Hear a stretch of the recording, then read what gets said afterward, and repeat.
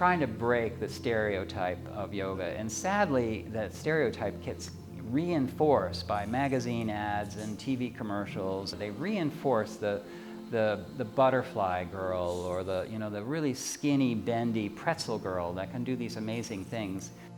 That really is the myth that I'm trying to bust here.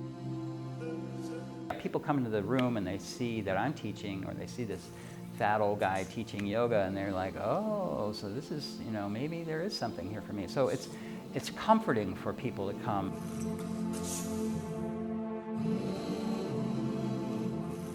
For 25 years, I was a sales manager for a company here in town, and I had 18 salespeople and 5 supervisors that I was in charge of. So it was a sales job, sales manager job, and jobs like that don't have hours.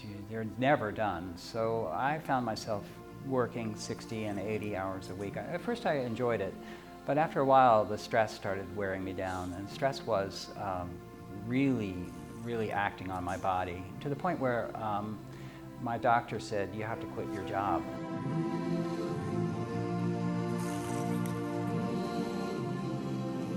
My wife, it was her birthday, it was about 17 years ago, and she said, the only thing I want for my birthday is for you to come to a yoga class with me. And I went, no, yoga's for girls, I'm not going to yoga. And then I thought about it, I thought, well, let's see, $100 for dinner or $12 for a yoga class. I said, let's go to yoga. But within 10 minutes in yoga, within 10 minutes, we were both doing a particular pose called down dog. She looked under her arm, she said, how are you doing? And I said, I'm going to do this for the rest of my life. And then on the inhale breath, karate chop between your knees. Inhale, karate chop. Exhale, lift your hands above. Keep the knees lifted, keep lifted. Inhale, left one last time. Now go ahead and lower the hands above you, lower the feet forward. Okay, so that was the warm-up. And so there you are, tall and bright. Your hands come to your sides. So the bird wings here. Lift the hands wide to the sides. Reach up to the ceiling. Relax your legs.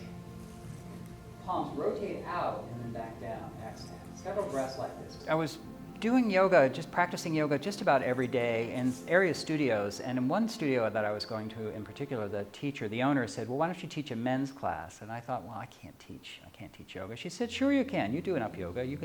You're a man, you can talk to men. And so I started teaching. It was a 6:30 a.m. class right downtown, and I started teaching, and I was amazed at yoga to other people had on me. It was such a positive influence that I felt really charged and renewed. Now go ahead and let the twist happen by drawing your left foot over to the side. Either tighten up the knees in grapevine or keep the ankle crossed. Make your way back to warrior two. This right arm tick-tocks back. Your legs stay perfectly still. You just teeter-totter back.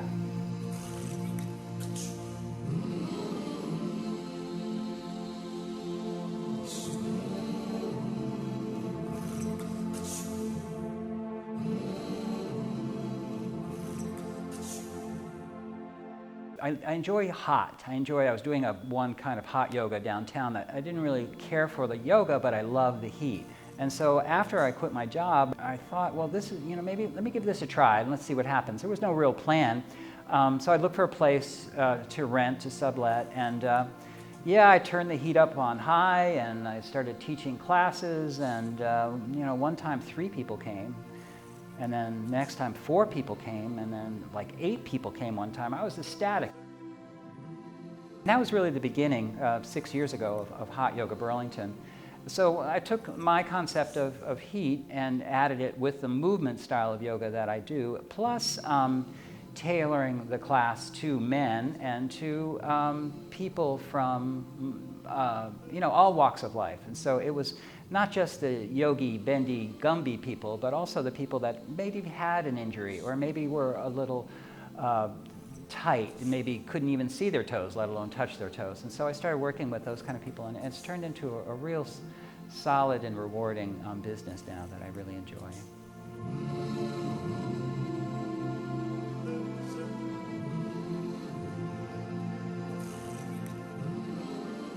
I struggled with the heat for years, like how to get the room consistently hot and how to do it economically. First it was forced air, and I would just heat the room up to as hot as I could get it and close the windows. And then I started to refine things and work with different kinds of heaters and fans and humidifiers. and things like that. But about 3 years ago, I found myself on a website looking for an economical way to heat the hot yoga studio, and I found myself in Scandinavia on a website talking about far infrared heat. Far infrared has this healing property to it that is popular in Japan. So you're probably familiar with infrared. That's that red light that we see all the time. But there's no light here. It's far infrared. You just feel the vibration, and you feel the heat on your body, much like being out in the sun on a winter day when your skin feels warm.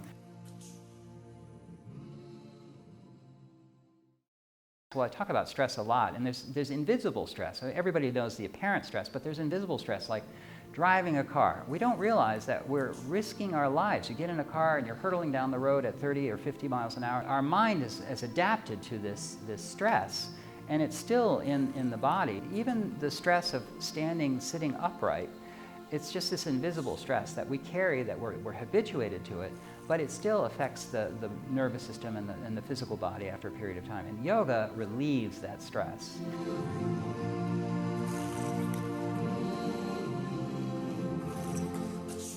People have lost touch with their physical bodies because we're so computer-oriented in phones and devices, and even driving, even reading a book. It just kind of separates the mind from the body. And I sense that we live in our minds so much that we've forgotten about the vessel that carries the mind around the body and the physical body. And so I hope to bring people to class to find them, to remind them of how their body moves and what they're able to do.